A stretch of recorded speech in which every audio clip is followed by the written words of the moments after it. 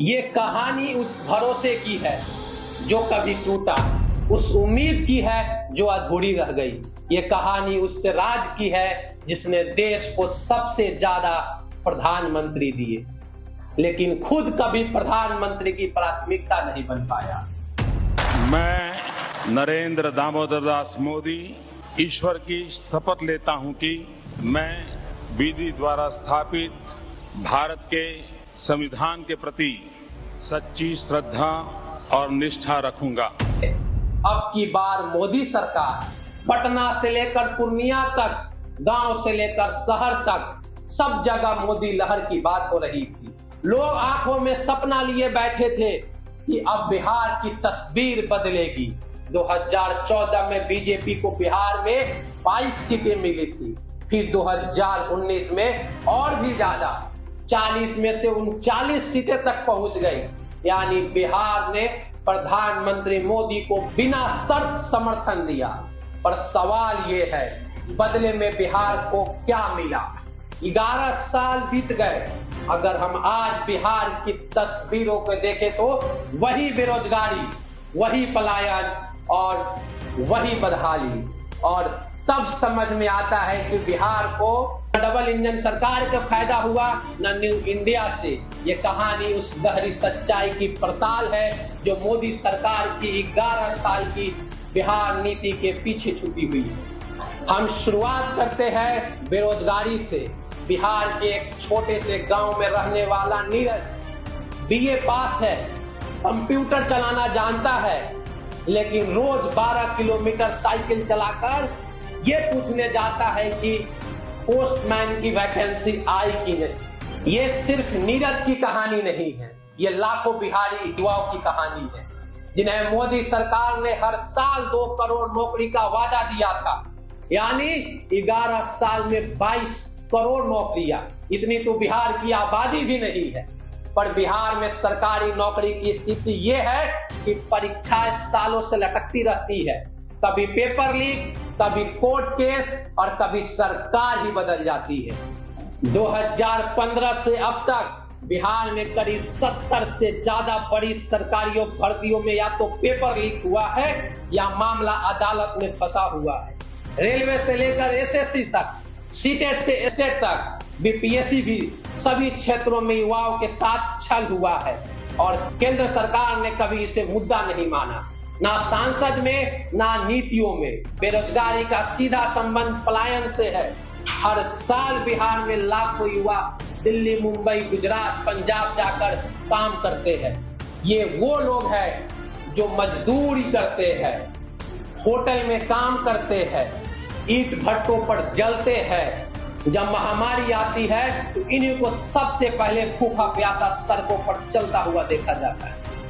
याद कीजिए 2020 का लॉकडाउन। बिहार के लाखों प्रवासी मजदूर पैदल भूखे बेबस अपने गांवों की ओर लौटे। पर मोदी सरकार क्या कर रही थी? ताली थाली दिया मोमबत्ती और डिजिटल इंडिया का वीडियो जारी कर रही थी। क्या मोदी सरकार ने कभी प्रवासी मजदूरों के लिए अस्थायी नीति बनाई? अब बात करते हैं शिक्षा की। बिहार में स्कूली शिक्षा की हालत क्या है? नीति आयोग के एसडीजी इंडेक्स में बिहार हर साल सबसे निचले पायदान पर होता है। यूडेस रिपोर्ट कहती है बिहार में 1 लाख से ज्यादा टीचर के पोस्ट खाली है। यहाँ तक कि गांव में अभी भी बच्चे मिट्टी के फर्श पर बैठकर पढ़ते हैं। और ऊंची शिक्षा, engineering college, medical college, research centre, इन सब पर मोदी सरकार की कोई ठोस योजना नहीं दिखती। जब 2014 में मोदी जी प्रधानमंत्री बने, उन्होंने पटना एम्स के सेकेंड कैंपस बनाने का वादा किया था। आज 2025 आ गया, जमीन तक फाइनल नहीं हुई। स्वास्थ्य व्यवस्था, एक हालिया उदाहरण लीजिए, कटिहार, सुपौल, सिवान और मुजफ्फरपुर जैसे जिलों में एक आम वायरल बुखार के कारण हजारों बच्चों की मौत हो जाती है। अस्पतालों में ऑक्सीजन नहीं, डॉक्टर नहीं, एम्बुलेंस समय पर नहीं आती। फिर भी मोदी सरकार बिहार में स्वास्थ्य इंफ्रास्ट्रक्चर सुधारने की कोई इमरजेंसी स्कीम लेकर नहीं आती। जबकि चुनावी सभा में प्रधानमंत्री बड़ी बड़ी बातें करते हैं। आयुष्मान भारत, मेडिकल टूरिज्म, जन औषधि, मोदी सरकार हर साल 100 स्मार्ट सिटीज का बात करती है। क्या आपको पता है कि बिहार के एक भी शहर को केंद्र के स्मार्ट सिटी रैंकिंग में जगह नहीं मिलती है? गया, पटना, मुजफ्फरपुर जिन शहरों का चुनाव हुआ था वहां न तो कोई वाईफाई हुआ न सड़कों की हालत सुधरी। अब एक संवेदनशील मुद्दा पे बात करते हैं, बाढ़ और आपदा। हर साल बिहार में गंडक, कोसी, बागमती नदियों तबाही मचाती है। गांव के गांव डूब जाते हैं, फसलें बर्बाद हो जाती है। क्या 11 साल में मोदी सरकार ने अस्थायी समाधान निकाला? कोई बांध योजना बनाई? कोई नदी प्रबंधन प्रोजेक्ट आए? राहत के नाम पर सिर्फ ट्विटर पोस्ट और 1-2 फ्लाइंग हेलीकॉप्टर विजिट। मगर चुनाव आते ही कोसी परियोजना की फिर बात उठती है, फिर भूल जाया जाता है। अब जरा राजनीतिक धोखे पे बात करते हैं।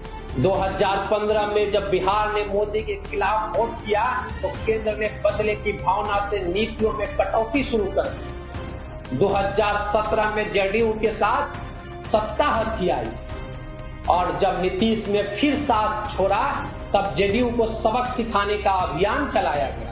तो सवाल ये है, क्या एक प्रधानमंत्री राज्य के नागरिकों के इस तरह का राजनीतिक बदला ले सकते हैं? अब जातीय जनगणना की बात करते हैं। जब बिहार सरकार ने 2023 में जातीय सर्वे किया तो मोदी सरकार ने साफ मना कर दिया कि केंद्र इस पर विचार नहीं करेगा, जबकि ये वही बिहार है जहां मंडल कमीशन की जड़ें है। क्या मोदी सरकार को बिहार के सामाजिक हकीकत से डर लगता है? किसानों की स्थिति पर भी एक नजर डालिए। पीएम किसान योजना हो या एमएसपी की नीति, बिहार के किसानों को कभी प्राथमिकता नहीं दी गई। बिहार में मंडी सिस्टम लगभग खत्म हो गया है। किसान के फसल औने पौने दामों पर उपज बेचते हैं। केंद्र की नीतियां पंजाब, हरियाणा के लिए बनती है, लेकिन बिहार के किसान सिर्फ चुनाव के नारों में आते हैं, जय किसान के नारों में, जमीनी नीति में नहीं। इतना सब होने के बाद भी क्यों नहीं बदला कुछ? क्योंकि बिहार की जनता को सपनों को कारोबार में उलझा दिया गया है। विकसित बिहार और विकसित भारत के सपने दिखाए जाते हैं, जबकि गांव की गलियां अब भी कीचड़ है। विकास के नाम पर वोट तो ले लिया जाता है, पर विकास पहुंचती नहीं, बस मुन्नी पहुंचती है। अब सवाल उठता है, इसका हल क्या है? सबसे पहला हल जवाबदेही। बिहार के सांसदों और केंद्र सरकार के मंत्रियों से साल दर साल रिपोर्ट कार्ड की मांग की जाए।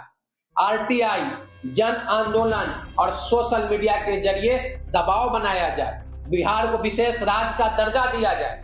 पलायन रोकने के लिए केंद्र सरकार को एक नेशनल माइग्रेशन पॉलिसी बनानी चाहिए, जिसमें रोजगार, स्वास्थ्य, आवास जैसी बुनियादी सुविधाएं सुनिश्चित हो। चौथा, केंद्र को बिहार के लिए एक पुनर्निर्माण योजना बनानी चाहिए। जैसे दिल्ली के लिए यमुना एक्शन प्लान है, वैसे ही बिहार के लिए गंगा बाढ़ नियंत्रण और शिक्षा व्यवस्था पुनर्निर्माण के लिए योजना होनी चाहिए। और सबसे जरूरी, बिहार के लोग ये समझे कि दिल्ली की सत्ता तक उनका वोट तो जाता है, उन्हें हक है सवाल पूछने का, हिसाब मांगने का। 11 साल का भरोसा अब 11 सवालों में बदलना चाहिए। मोदी जी, आप जब बिहार आते हैं तो रामायण और महाभारत की बात करते हैं, पर क्या आपको पता है कि मिथिला के लोग हर साल बाढ़ में बच जाते हैं? क्या आपको पता है मगध यूनिवर्सिटी के छात्र डिग्री के लिए कोर्ट में केस लड़ रहे हैं?